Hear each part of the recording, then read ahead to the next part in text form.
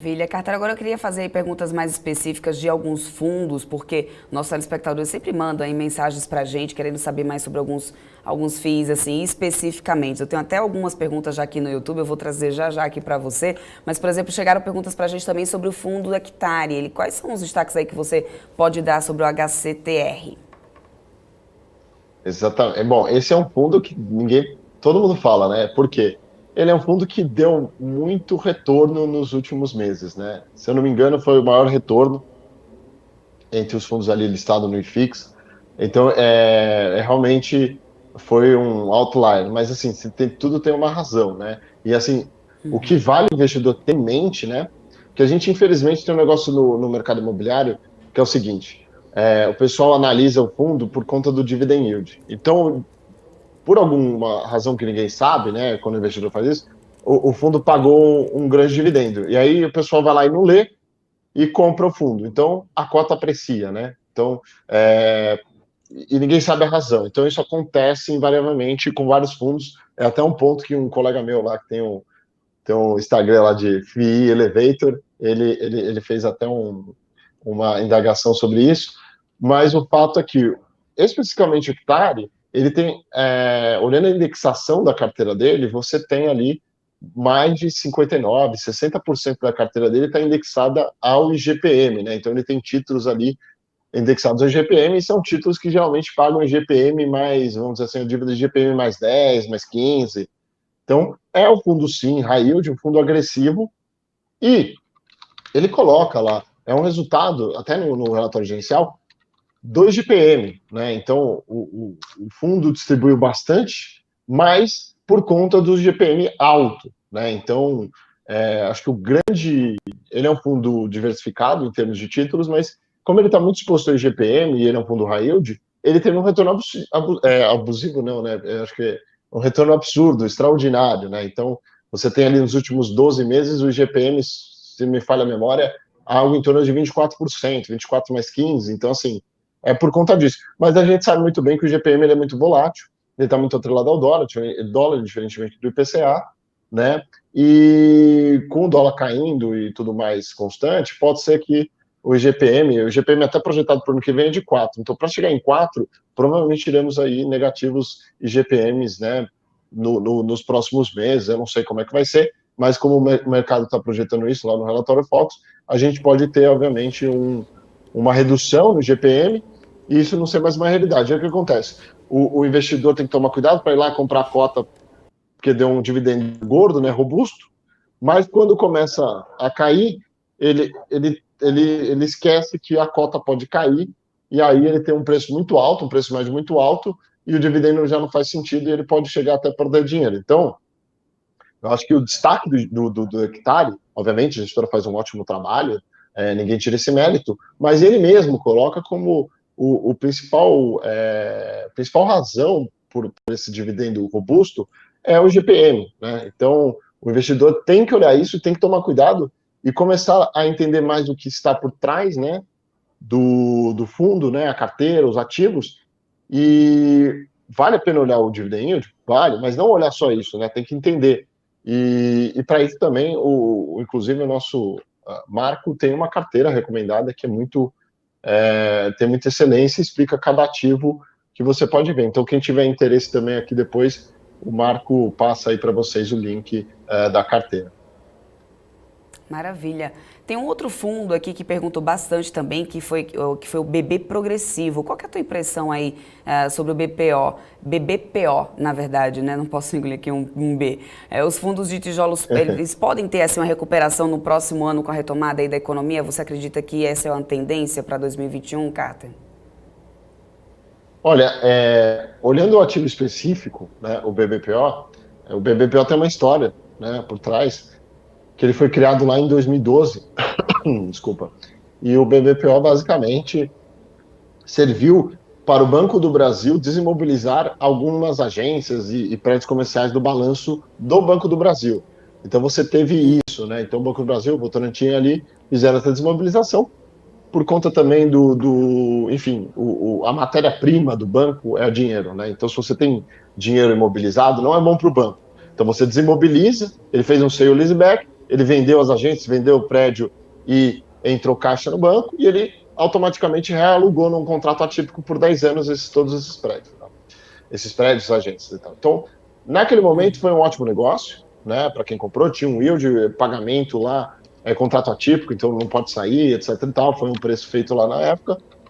Agora o que acontece é que o contrato está próximo de vencer, os contratos, em 2022, ali, novembro, se eu não me engano, vencem os contratos. A gente viu nesses últimos anos que a digitalização bancária realmente foi um desafio, né, porque você acelerou, então cada vez mais os resultados dos bancos, Itaú, Bradesco, Santander, Banco do Brasil, você tem uma digitalização e consequentemente, uma redução das agências bancárias. E, obviamente, para fundos de agência, isso não é um fato positivo. O único ativo que eu acho que é o SED, aí sim é um prédio comercial dentro do BPO, que renovou até 2027, equivale a 20% da receita. Então, o que o BBPO e praticamente a Votorantim tem como desafio o que ela vai fazer depois se o Banco do Brasil resolver entregar tudo e falar, olha, eu não quero mais tudo isso de agência, que seja 50%, né? O que vai acontecer? Ela vai conseguir readequar essas agências como lojas de rua, essas lojas, essas agências estão bem localizadas, então você tem sérios desafios e é por isso mesmo que esse fundo tem sofrido aí nos últimos períodos. Ele acho que começou ali no ano com 150 de cota, deve estar em torno de 119, 115. Então ele teve além do coronavírus e tudo mais, mas ele teve aí um problema, porque é o desafio do que vai acontecer com o ativo, né? Como que o banco o Votorantim vai readequar e vai fazer, ele vai conseguir vender, ele vai conseguir monetizar. Então tem muitos desafios para esse fundo. Tem outros fundos de agência que passam por o mesmo problema e eu não colocaria ele assim como vamos dizer assim, uma problemática de lajes corporativas. Pode ter outros problemas. Eu acho que o problema dele central é a questão da digitalização e a questão de entender se o Banco do Brasil vai querer manter aquilo ou não, né? E o Banco do Brasil, né, por isso também já emitiu um comunicado há não muito tempo de que iria integrar vários prédios comerciais e não ia querer mais realugar, enfim, renovar. Então, realmente, acho que o investidor tem que estar atento, né, para esse tipo de coisa. Mas a gente sempre tem uma opinião de que sempre depende do preço, né? Às vezes você tem um ativo que é desafiador, mas ele está num preço atrativo, né? Então ele vale ali o upside.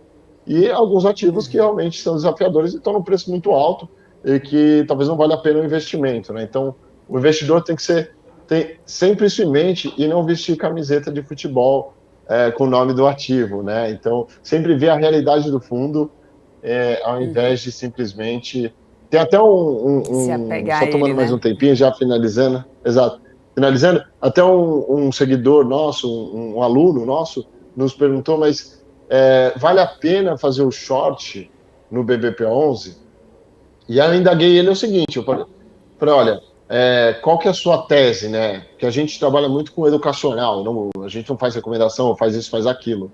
E ele, o macro é esse, a digitalização, o Covid, sei lá o quê. Eu falei, bom, agora acho que você tem que olhar o fundamento nesse preço, vale a pena fazer isso ou não? Né? O macro, eu acho que, eu até concordo com você que esse desafio é mais negativo do que positivo, a chance. Mas e o fundamento? Será que nesse nível de preço vale a pena ou você vai tomar uma invertida? Vai shortear e o ativo sobe um pouco. Então, você também tem que olhar os fundamentos e fazer o valuation. Por isso que a gente também tem lá, não vou fazer merchandising aqui no meio do BNB News, mas a gente tem lá o nosso curso de fundos imobiliários com valuation, tá? Maravilha, Carta. Eu quero trazer aqui, ó, tem uns comentários aqui para você no YouTube, eu tô acompanhando o pessoal aqui, ó, o Rui das Neves está dando bom dia, o Rui das Neves sempre está por aqui com a gente todos os dias. Tem o pessoal dizendo assim, ó, o César Nogueira, show de bola, o Carter sabe muito de FII. O David Cardoso está dizendo assim, excelentes comentários, alguns elogios aqui para você, Carter. Inclusive, uma das perguntas aqui do YouTube, na verdade, assim, eles pedem para que você comente o OUFF11, fundos de fundos. É isso aí, quem está pedindo é o Maicon. O que você pode falar para ele sobre fundos de fundos, ô Carter?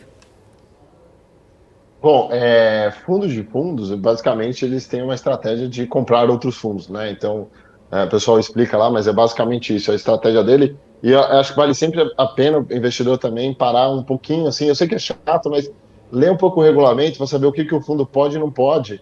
Porque às vezes você compra um ativo achando que ele pode fazer alguma coisa que ele não pode, aí você fica triste, mas você não leu o regulamento. Então vale a pena sempre olhar o regulamento, mas esses são fundos, vamos dizer assim, eu vou forçar a barra aqui, tá? São os hedge funds ali da indústria, né? Eles têm estratégias que eles podem seguir estratégias diferentes. Então você tem o da Mogno, o MGF11, você tem o RBRF, que é o RBR Alpha, que é da RBR. Você tem esse também, se eu não me engano, da Ouro Invest. Você também tem outros fundos de fundos ali da Plural, você tem fundos da Ibrei, você tem vários fundos de fundos aí, e cada um deles tem a sua estratégia. Eu acho que vale muito a pena fundo de fundos para quem está começando, né? Mesmo antes de você colocar qualquer centavo ali em fundos imobiliários, pega um relatório de um fundo de fundos e leia. Por quê?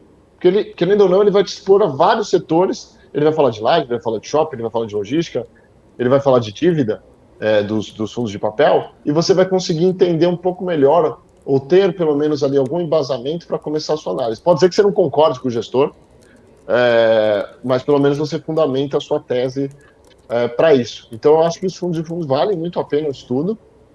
Eu, particularmente na minha carteira pessoal, tenho dois fundos de fundos, que é o RBR Alpha e o MGFF11, mas eu acho que, em linhas gerais, é isso que eu tenho meio que para falar de fundos de fundos. E vale muito a pena, às vezes o pessoal até pergunta do PVP, né? O PVP vale muito a pena olhar no fundo de fundos, tá? É um indicador excelente para você olhar, porque, em teoria, o patrimonial de um fundo de fundos ele é muito mais próximo da realidade do que um de laje, né? Então, o laje, quando você tem um valuation, uma avaliação, geralmente anual, e você pode ter uma defasagem de 30 para cima ou para baixo naquele valor. Então, você acaba ficando... É um indicador que a gente usa, mas é um indicador meio, vamos dizer assim, menos fidedigno para a laje. Mas para fundos de fundos, ele é muito interessante. Então, quando você tem um fundo de fundos muito abaixo do valor patrimonial, bom, pode ser um indicativo para a gente começar uma leitura, para a gente começar a entender se vale a pena o investimento, né? E não só isso, mas também vale a pena entender se não tem nada de errado, né? Se o fundo não cometeu alguns erros que levou a isso a acontecer. Mas eu acho que, em linhas gerais, é isso, tá?